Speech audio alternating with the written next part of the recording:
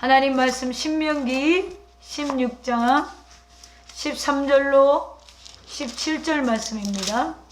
너희 타당 마당과 포도주 틀에 소출을 거두어 들인 후에 이래 동안 초막절을 지킬 것이요 절기를 지킬 때는 너와 내 자녀와 노비와 내 성중에 거주하는 레위인과 객과 고아와 가부가 함께 즐거워하되 내 하나님 여호와께서 택하신 곳에서 너는 이래 동안 내 하나님 여호와 앞에서 절기를 지키고 내 하나님 여호와께서 내 모든 소출과 내 손으로 행한 모든 일에 복을 주실 것이니 너는 온전히 즐거워할지니라.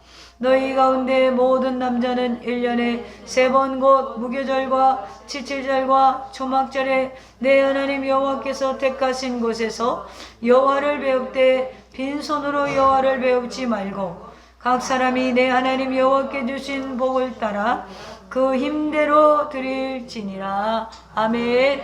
오늘 하나님 말씀의 제목은 감사가 닿는 곳이라는 제목으로 저와 여러분이 은혜를 나누겠습니다. 감사가 닿는 곳. 11월에는 대부분의 한국교회가 추수감사절로 지키지요. 이것은 우리가 청교도 신앙 그리고 미국의 교회에 영향을 받았기 때문에 11월에 거의 추수감사절을 저희 나라도 지키고 있습니다. 우리의 삶에는 사실은 어려운 일도 많지만 감사할 일이 더 많았어요. 우리가 지난 한 해를 돌이켜보면 우리가 불행이 커 보여서 감사가 묻힌 것이지 정말 감사할 일들이 우리의 삶에 많았습니다. 감사절의 기원은 성경에 있으며 본문이 한 배경이 됩니다. 선민 이스라엘 백성들은 하나님의 이제 명령에 의해서 3대 절기를 지키고 있고 지금도 지키고 있죠. 출애굽기 23장 14절에 보면 너는 매년 3번 내게 절기를 지킬지니라 라고 했습니다. 신명기 오늘 16장 16절에도 너희 가운데 모든 남자는 1년에 3번 곧 무교절과 칠칠절과 초막절에 내 하나님 여호와께서 택하신 곳에서 여호와를 배웁되 빈손으로 여호와를 배우지 말아라 라고 이야기했어요. 이스라엘의 3대 절기, 신명기 16장에 이스라엘의 3대 절기가 잘 나타나 있지요. 이스라엘의 3대 절기는 유월절, 맥주절, 초막절이에요. 그래서 여러분들이 이 개념을 잘 모르는 것 같아서 조금 이야기를 해보고 오늘 넘어가도록 하겠습니다. 첫째로 유월절은요, 이스라엘 백성들이 애굽에서 해방된 날을 기념하는 절기예요. 그래서 유월절 어린 양의 피로 나의 삶의 모든 죄가 씻겼네 뭐 이런 찬양도 있습니다. 자, 유월절은 이스라엘 백성이 애굽에서 해방된 것을 기념하는 날이다. 맥주절은 그럼 무엇일까요? 출애굽한 이스라엘 백성들이 가나안 땅에 들어와서 처음 열매를 거두어서 하나님께 감사하는 절기예요. 그런데 이 맥주절은 무교절을 지나서 7일씩 7번을 지나면 열매를 거둘 수 있기 때문에 칠칠절이라고 부르기도 합니다. 그래서 칠칠절이라는 의미는 뭐냐면 7 곱하기 7하면 몇이에요? 49죠? 그래서 49일이고 그 다음 날을 지키기 때문에 50일이 됩니다. 그래서 오순절이라고도 부르는 거예요. 그래서 맥주절, 칠칠절, 오순절은 같은 절기를 우리가 생각해 보면 됩니다. 자, 초막절은 그러면 세 번째로 무엇일까요? 오늘 13절에 있지요. 너희 타작 마당과 포도주 틀에 소출을 거두어 들인 후에 이래 동안 초막절을 지킬 것이요. 자, 소출을 거두어 들인 후에 드리는 감사절기가 초막절이고 오늘날로 추수감사절이라고 부릅니다. 이스라엘의 이 3대 절기에 이스라엘은 반드시 1년에 이 절기를 지켜야만 했어요. 오늘 우리가 그러면 본문을 보면서 왜 하나님께서 3대 절기를 이스라엘에게 주셨을까? 궁금하지 않아요? 하나님 심심해서 감사 받으시려고 지으셨을까요? 오늘 본문을 보면서 하나님이 우리를 향해 받고 싶은 2021년에 우리에게 받고 싶은 감사의 의미가 무엇인가? 그 감사가 닿는 곳에 무엇이 있어야 되는가를 오늘 본문을 통해서 살펴보고자 합니다. 첫째로 그러면 우리가 이 3대 절기를 왜 지켜야 하는가? 아, 신약시대인데 목사님 뭐 절기를 이렇게 지켜야 돼요? 과일을 이렇게 갖다 놔야 돼요? 물론 과일을 갖다 놓지 않고 이런 꽃도 꽂지 않는 그런 교회도 있습니다. 그분들이 이단은 아니죠. 그분들의 정신은 오히려 우리 삶을 상번제로 드려야 된다, 번제로 드려야 된다, 이렇게 이야기할 수 있습니다. 그런데 저는 또 그래요. 형식이 앞서서는 안 되지만 그래도 적어도 형식이 없으면 마음도 드리기 힘들다. 그래도 기본적인 형식을 갖추되 가장 중심적인 것은 우리의 마음이다. 그렇기 때문에 이 절기의 의미를 잘 모르는 사람들이 그런 이야기를 하는 것 같아요. 절기를 왜 지켜야 될 것 같아요? 잃어버린 감사를 회복하라는 의미예요. 하나님이 1년에 3번씩이나 이스라엘 민족에게 야, 이렇게 지켜. 첫 추수했을 때 감사해라. 곡간에 이제 쌓을 때, 모든 추수를 할 때 감사해라. 하나님이 심심해서 야, 나 기억해줘, 이런 게 아니라, 여러분, 우리가요 정말 감사를 잃어버리고 살아요. 그렇기 때문에 하나님이 잃어버리지 않기 때문에 시기를 적절하게 주신다라는 거예요. 그래서 감사절을 통하여서 잃어버린 감사를 회복하라는 것입니다. 하나님께서 반드시 지키도록 명령한 이 모든 절기의 내용은 하나로 압축하면 감사예요. 감사. 그러므로 하나님은 이 절기를 통하여 감사를 잃어버리고 이스라엘 백성들에게 다시 한번 하나님의 은혜와 축복을 되새기며 잃어버린 감사를 회복하기를 원하셨다라는 거예요. 실제로 이스라엘 백성들은 바로의 탄압에서 하나님이 출애굽시켜 주셨음에도 일마다 날마다 불평을 해요. 감사한 것을 너무나 많이 받았는데 불평한 것만 보였어요. 이 이스라엘 민족이 감사할 게 뭡니까? 바로의 탄압에서 해방됐다라는 것이죠. 그런데 이 바로의 탄압한 것을 잊어버리는 거예요. 왜 잊어버려요? 물이 없어요? 먹을 게 없어요? 몸에 힘이 나는 스태미나 음식이 없어요? 광야가 너무 피곤해요? 그러니까 사건건이 불평을 하는 거예요. 그러니까 뭘 잃어버려요? 바로의 탄압에서 해방된 날을 잃어버리는 거예요. 그러면 너희들이 유월절을 기념해야겠다. 그 해방난 날을 기념해야겠다. 그리고 너희들이 가나안 땅을 차지해서 이 어렵고 힘든 상황에서도 열매를 거두었다는 걸 기념해야겠다. 이 상황 속에서 수많은 사람이 죽고 수많은 사람들이 헐벗고 그랬지만 너희들이 이제 곡간에 곡식을 거두니 그것을 감사해야겠다. 이 감사의 정신을 잃어버리지 말아야겠다. 오늘 우리도 마찬가지예요. 인간관계에서도 마찬가지예요. 인생을 살아보면 여러분, 우리가 감사를 잃어버리고 살 때가 얼마나 많아요. 모든 것이 하나님의 은혜이고 모든 것이 감사합니다. 만약에 오늘 목사님께 은혜를 입었어요. 우리 원로 목사님에게 또 저에게 은혜를 입었어요. 그리고 감사하는 사람이 있다면 아마 명절이 줄 섰겠죠. 감사를 다 잃어버려요. 뭐 그것이 서운하다는 건 아니고요. 너무 바빠서 잃어버리는가? 왜 이렇게 잃어버리고 살까요?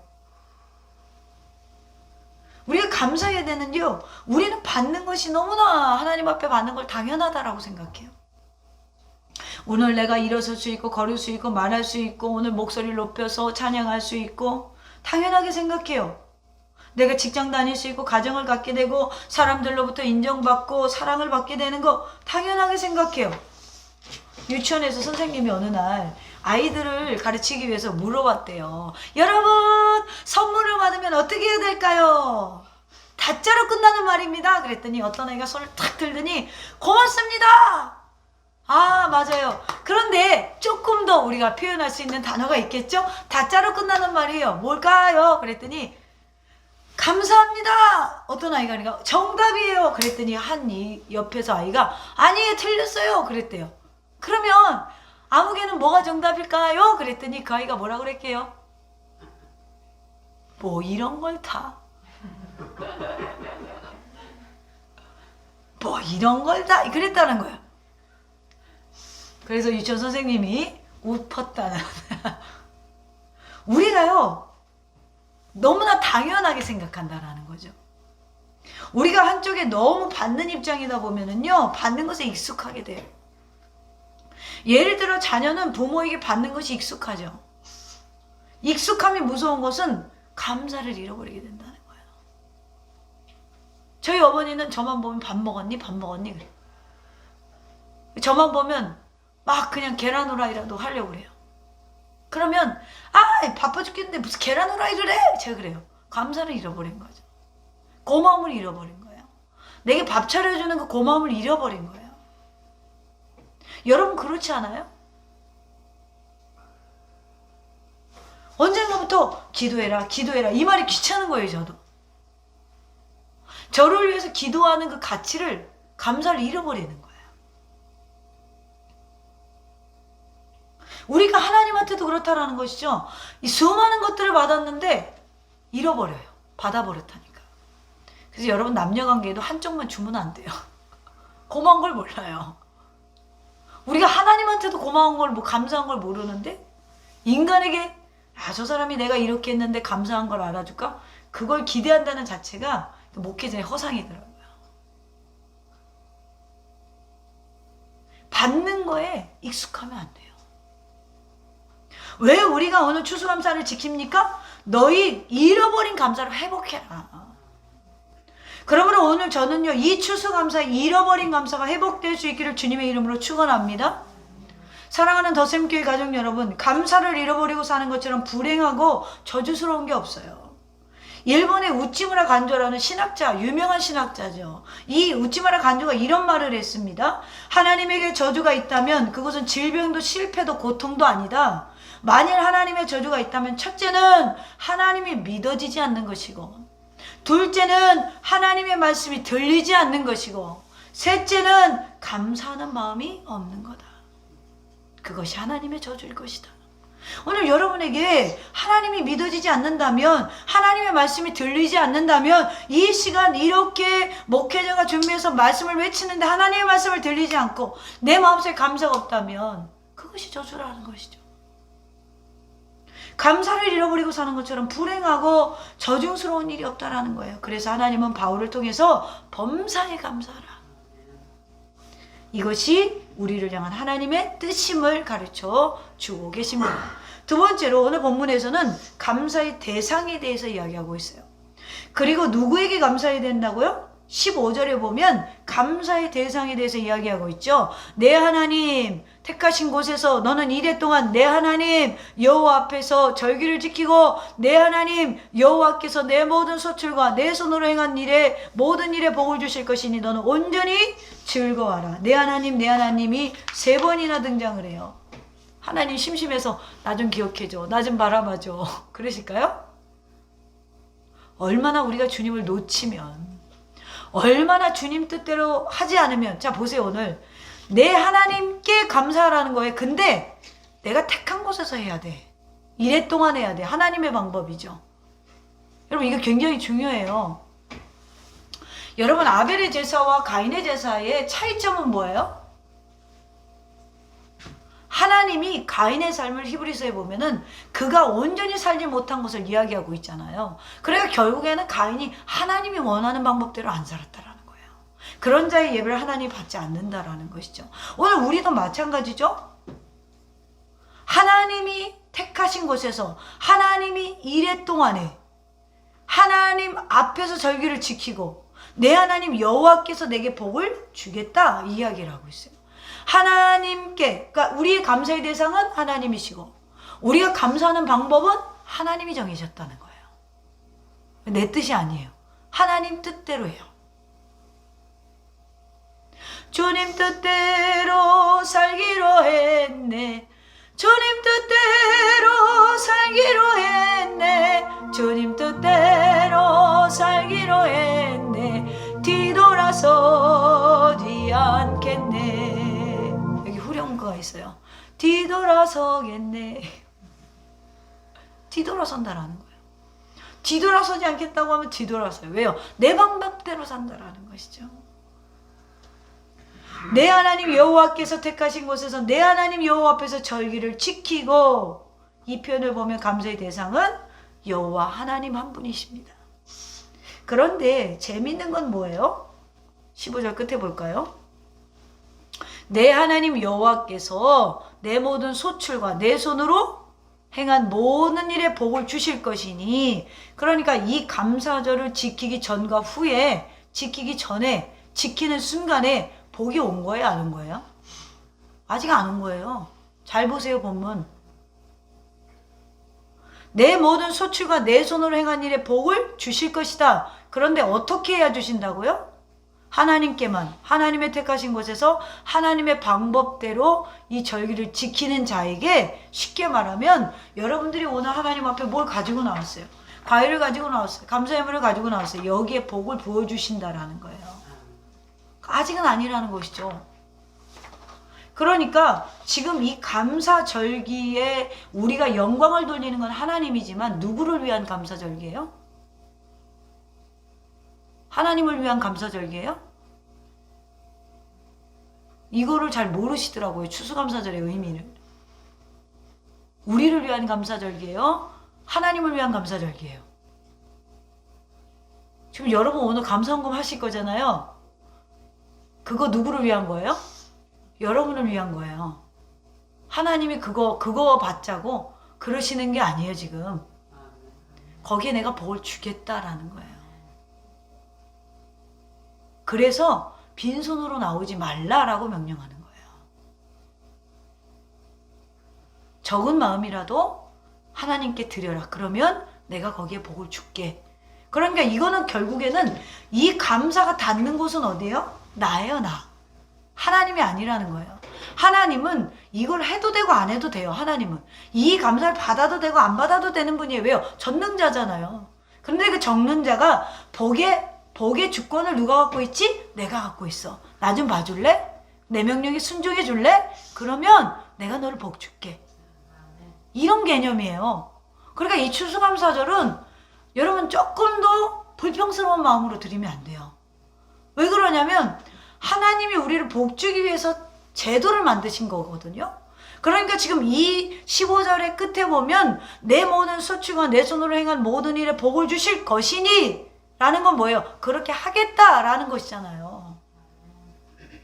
너는 온전히 뭐만 해라? 즐거워해라. 할렐루야? 하나님에게 우리가 먼저, 여러분 농사가 농사를 지어 결실을 하고 있지만 농부의 노력만으로는 거둘 수 있는 게 아니에요. 이삭이 순종했더니 100배의 결실을 맺었어요. 그런데 거기에 보면 원어적인 의미는 하늘의 문을 열었다는 거예요. 하늘의 문을 열어서 100배의 결실을 맺겠다라는 거예요. 그러므로 여러분 우리가 지금 농사를 예를 들어서 지어서 결실하는 것은 하나님이 하늘의 문을 열어주셔야 된다라는 것이죠. 그 하늘의 문을 열어주는 사람도 있고 열어주지 않는 사람도 있어요.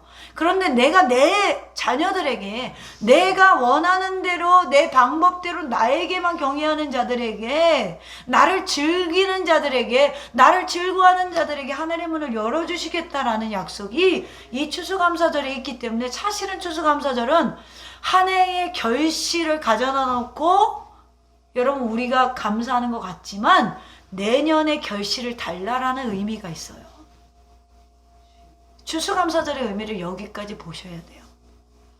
우리는 보면은 어떤 분들은요, 제가 이 추수감사절기를 제가 우리 원로 목사님이 목회를 시작했을 때부터 한 것 같아요. 처음에는 원로 목사님이 하다가 제가 전도사 돼가지고 꾹짝꾹짝 했는데, 그러면 여기서 또 앞에 와가지고 아침에 일찍 와가지고 군침을 흘리는 사람들이 있어요.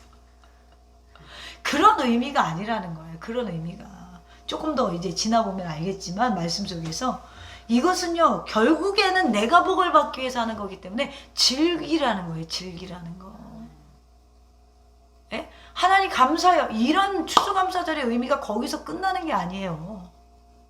내년에도 하나님 우리 재정 채워주실 것이죠? 자, 그 복을 받는 순간이라는 거예요. 할렐루야? 그 복을 받는 순간이라는 거예요. 그러니 어찌 즐기지 않을 수 있겠어요? 그러면 어떻게 감사해야 되는가? 세 번째로 오늘 본문을 통해서 어떻게 감사해야 되는가? 첫째, 함께 감사하라. 14절 보겠습니다. 절기를 지킬 때 어떻게 돼요? 너와 내 자녀와 노비와 내 성중에 거주하는 레위인과 객과 고와 과부가 함께 즐거워하되 라고 돼 있어요. 그러니까 지금 이 말씀은 뭐예요? 우리끼리만, 더샘교회끼리만 감사하라? 아니라는 것이죠. 지금 절기를 지킬 때에는, 추수감사절을 지킬 때에는 너와 내 자녀와 노비와 성중에 거주하는 레위인과 객과 고와 과부가 즐거워하되 함께 즐거워하라. 할렐루야. 함께 감사하라라는 것이죠. 이 초막절을 지킬 때 어떻게 지키라고요? 너와 내 자녀만이 아니라 노비와 성 안에 거주하는 레위인과 객은 뭐예요? 잠시 온 사람이잖아요. 고아와 과부와 함께 즐거움으로 이 절기를 지키라. 자, 14절에 말씀하는 세 부류의 사람이 있어요. 첫째는 노비. 노비는 특징이 뭐예요? 주인이 챙겨주지 않으면 못 먹어요. 여러분들의 가족도 있겠지만 뭐 현재판의 노비가 누굴까요? 현재 노비가 없으니까 별로 감흥이 없겠죠. 두 번째로 레위인이 있습니다. 성 안에 거하는 레위인들은 뭐 할까요? 백성들을 위해서 하나님께 봉사하겠죠. 레위인은 뭐예요? 하나님 분깃을 안 줬어요. 왜요? 땅을 바라볼까 봐. 분깃을 안 주고 성도들이 위해서 먹고 살게끔 만드셨어요. 제도 자체를 그렇게 만드셨어요. 그래서 레위인의 특징은요, 땅을 기업으로 분배받지 못하므로 추수할 때 추수가 없습니다. 생업이 없어요. 봉사하는 자들이에요. 그러므로 누군가 챙겨주지 않으면 이들도 굶어 죽어요. 추수한 것을 나눠주지 않으면 이 사람들도 굶어 죽어요. 왜요? 봉사만 사명으로 뛰고 사는 사람들이니까. 세 번째로 객과 고와 과부는 뭐예요? 이 사회의 약자들을 말하는 거예요. 다른 사람의 배려가 있어야 살 수 있어요. 세 부류의 특징이 뭐예요? 챙겨줘야 된다라는 거죠. 마음을 써줘야 된다라는 거예요.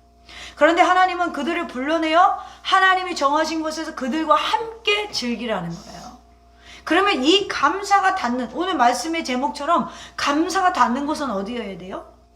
우리 주변에 불우이웃이 되어야 된다라는 거예요. 우리 주변에 쌀이 없는 목회자가 되어야 된다라는 거예요. 이해되세요?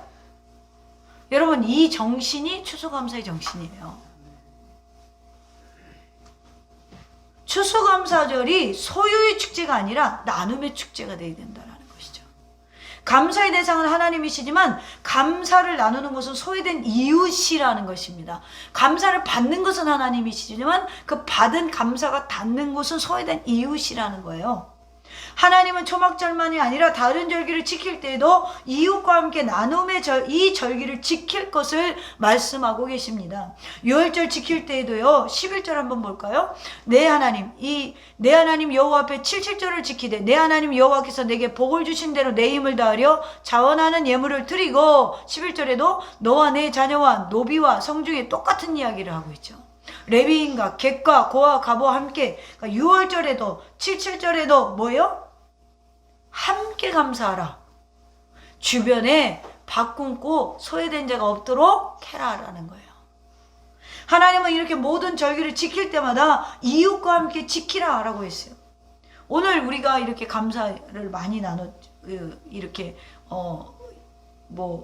진짜 이번에 감사 이거 준비하면서 재단을 만들면서 이 강단을 만들면서 참 가장 과일값이 비쌌던 것 같아요. 제가 하는 중에는. 그런데 이렇게 했다고 돈 아까워 이게 아니라 저희가 이제 대전에 있을 때까지 그 지역에 고아원에 가져다 줬어요.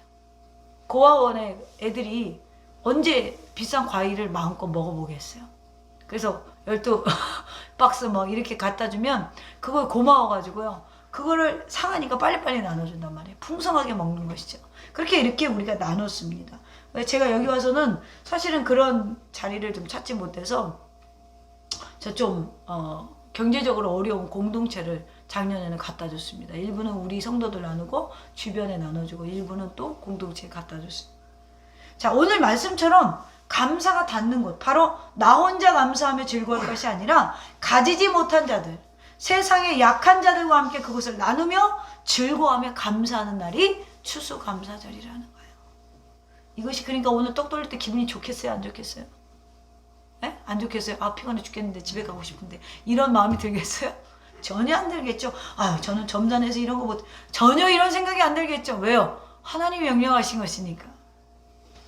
여러분, 추수감사절의 정신이고 감사의 정신이고 우리가 기어이 살아내야 하는 그리스도인의 모습은 감사를 나누는 거예요. 사랑하는 더스미 가족 여러분, 하나님께로부터 받은 복을 인하여 감사하십시오. 그러나 나와 내 집의 감사로, 내 교회로 감사로 끝내지 마시고 그 감사를 이웃들과 함께 나누는 은혜가 있기를 소망합니다. 나눔이 없는 감사는 진정한 감사가 아니에요. 나의 감사가 다른 사람에게 원망이 되어서는 안 돼요. 나의 즐거움이 다른 사람에게 슬픔이 되어서는 안 돼요. 하나님이 저와 여러분이 하나님께로부터 받은 은혜와 복을 나 홀로 누리는 것을 원치 않는다라는 것입니다. 여러분, 특별히 연약한 사람, 가지지 못한 사람, 소외된 사람들과 함께 나누며 이 감사절을 지키기를 주님의 이름으로 축원합니다. 그러면 어떻게 감사해야 되는가? 두 번째는 먼저 감사해라. 첫째는 뭐예요? 함께 감사하라 그랬어요. 지금 우리가 돼지 세 번째 세 가지로 나누고 있죠. 소돼지로. 첫째 함께 감사하라. 둘째는 먼저 감사하라. 자, 15절을 다시 봅시다. 중간쯤 봅시다. 내 하나님 여호와께서 내 모든 소출과 내 손으로 행한 모든 일에 복을 주실 것이니 너는 온전히 즐거워할지니라. 자, 뭐예요? 감사가 먼저라는 거예요. 후불 감사가 아니에요. 우리는 드리는 그 금액이 중요한 것이 아니고 우리가 살아가면서요, 어떤 일을 진행할 때에 꼭 돼야 돼요. 이건 내 주장이에요. 그건 내 생각이라고요. 하나님, 내가 이렇게 하고 싶은데요, 이게 맞나요? 묻고, 그리고 하나님이 뜻이라면 이루어 주세요. 저는 못해요. 저는 할 수 없어요. 그러나 하나님이라면 하실 수 있으니까, 그러니까 뭐예요? 자꾸 자리를 내어드려야 돼요. 근데 내가 이미 하나님 자리에 앉아서 하나님은 날 도와야지. 이 태도는 굉장히 하나님이 좋아하는 태도가 아니에요. 하나님이 나를 도와야 가능합니다. 그러니까 먼저 감사도 마찬가지라는 것이죠. 무엇을 내가 해주세요 이런 의미가 아니라 하나님 나 채워주실 거죠? 감사합니다. 자, 내년 하나님 추수감사절에도 채워주실 것이죠? 감사합니다. 내년에도 우리 재정을 채워주실 것이죠? 우리 가정을 지켜주실 것이죠? 감사합니다. 이 선불감사를 원한다라는 것입니다. 이것을 보면 감사가 언제나 먼저예요. 우리 예수님이 오병이의 기적을 행하실 때도 먼저 감사하셨죠.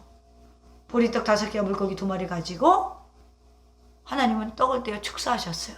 감사했다라는 거야. 그리고 하늘의 하나님께 기도하셨습니다. 하늘을 우러러, 마태복음 14장 19절에 보면 하늘을 우러러 축사하시고 떡을 떼어 제자들에게 주심에 감사 먼저 하셨어요. 눈에 보이는 현상은 굉장히 미약했지만 예수님은 감사하셨습니다. 또 예수님은 나사로를 살릴 때에도 먼저 감사하셨습니다. 요한복음 11장 41절에 보면 돌을 옮겨 놓으니 예수께서 눈을 들어 우러러 보시고 이르시되 아버지여 내 말을 들으신 것을 감사하나이다. 아직 안 살아났어요. 그런데 감사하시대요. 먼저 감사하셨다라는 거예요. 사도 바울이 감옥에 갇혔을 때 원망과 불평이 아니라 한밤중에 찬양과 기도를 드렸습니다. 그런데 어떤 일이 일어났어요? 옥토가 흔들리고 옥문이 열리고 착고가 풀어졌어요. 감사했더니 역사가 일어났어요. 사랑하는 성도 여러분, 예수님은 오병이의 기적 앞에서도 나사로를 살리는 기적 앞에서도 예수님도 먼저 감사하셨어요. 근데 우리는 감사를 안 해. 내가 결정해놨어. 하나님은 돕기만 하면 돼. 이런 태도 하나님 좋아하지 않는다라는 거예요. 감사가 닿는 건 먼저 감사해야 된다는 거예요. 먼저 감사가 닿을 때 우리의 삶의 기적이 창출된다라는 것입니다. 염려가 먼저가 아니에요. 평강이 먼저가 아니에요. 감사가 먼저예요. 빌립보서 4장 6절로 7절을 보겠습니다. 빌립보서 4장 6절 7절에 바울이 뭐라고 권면하냐면 아무것도 염려하지 말고 다만 모든 일에 기도와 간구로 너희 구할 것을 감사함으로 하나님께 아뢰라. 뭘로 아뢰라? 감사함으로 아뢰라. 기도만 주구장창하면서 우거지상하지 마시고요. 감사함으로 아뢰라. 여기가 포인트라는 거예요. 염려하지 말래. 그래놓고 여러분 우리 마음이 얼마나 우거지상이면 그게 아니에요. 감사함으로 하나님께 아뢰라. 그리하면 모든 지각에 뛰어난 하나님의 평강이 그리스도 예수 안에서 너희 마음과 생각을 지키시리라. 할렐루야. 응답으로 얘기 안 하시고요. 너희 마음과 생각을 지킨대요. 뭘 지켜준다는 거예요? 감사하는 마음을 지켜주시겠다라는 거예요. 그래서 감사하는 마음이 지켜질 때 감사하는 일이 생긴다라는 거예요. 여러분 이스라엘 민족이 광야 생활에서 왜 하나님께 자꾸 회초리 맞았어요? 감사를 잃어버릴 때마다 회초리 맞았어요. 여러분 이게 굉장히 중요합니다. 사랑하는 성도 여러분, 염려가 먼저 아니에요? 평안이 먼저가 아니에요? 기적이 먼저가 아니에요? 감사가 먼저예요. 그러면 주님께서 우리에게 감사하는 일들을 지켜주신다라는 것입니다. 또 우리가 어떻게 감사해야 될까요? 드리며 감사해야 돼요. 16절 말씀 보겠습니다.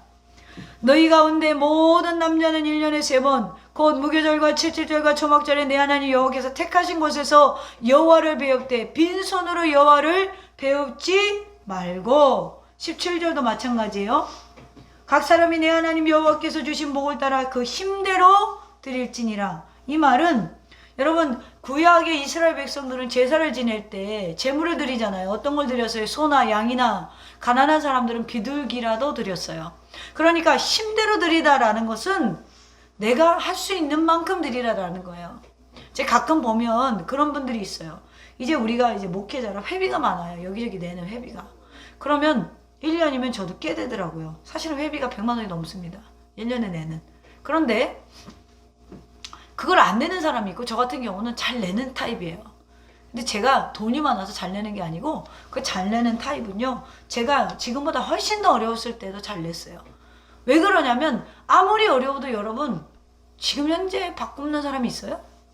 없어요.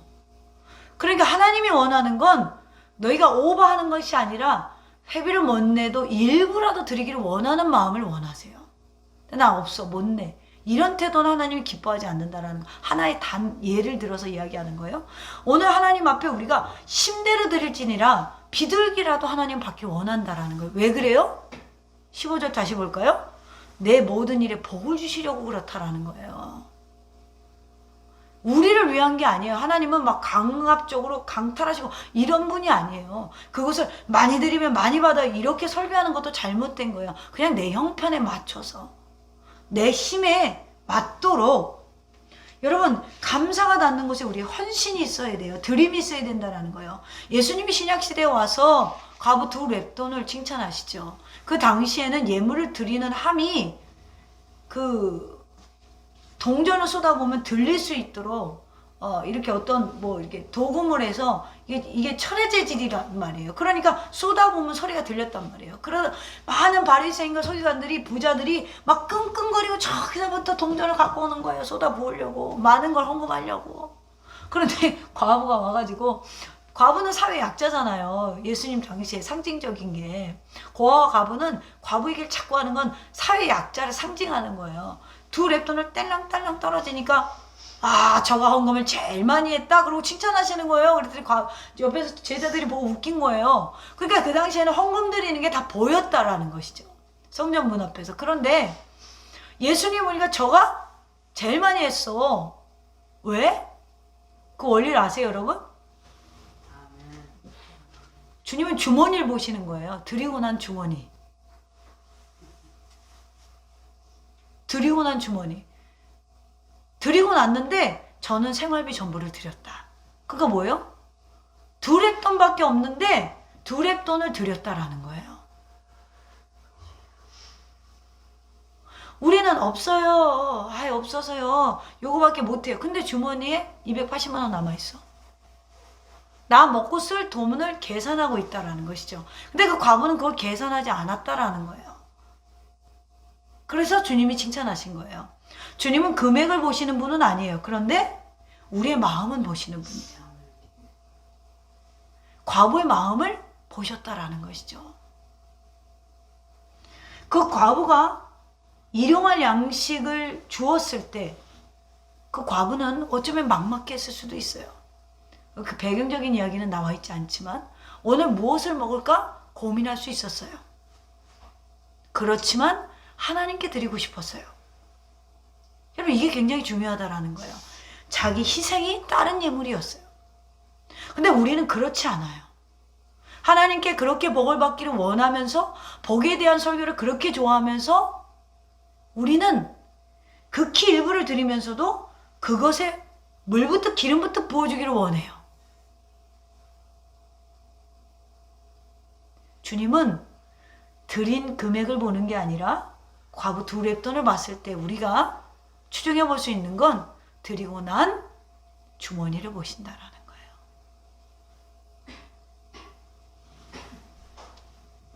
드림이 없는 감사는 감사가 아니다.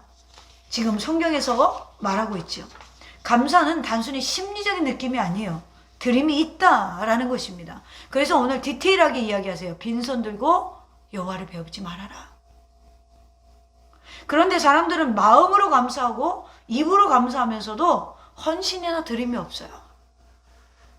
예수님은 10사람의 나병 환자들이 고침을 받았지만 한 사람만 돌아와서 살해할 때, 감사할 때 그 아합은 어디 있느냐라고 물으셨어요.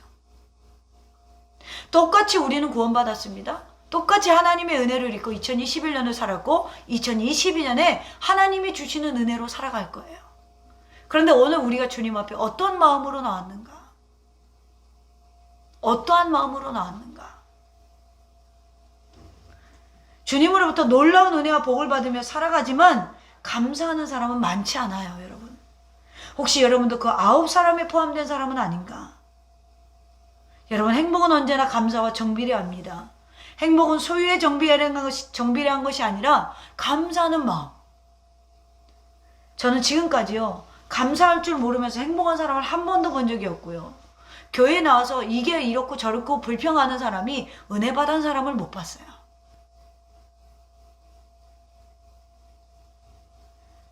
헤레아의 철학자 아리스토텔레스는 행복은 감사하는 자의 것이다 라고 했어요.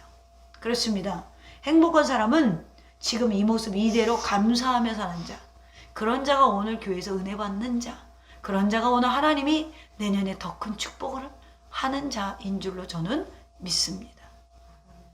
오늘 이 추수감사절을 맞이하면서 잃어버린 감사를 다시 회복할 수 있기를 간절히 축원합니다.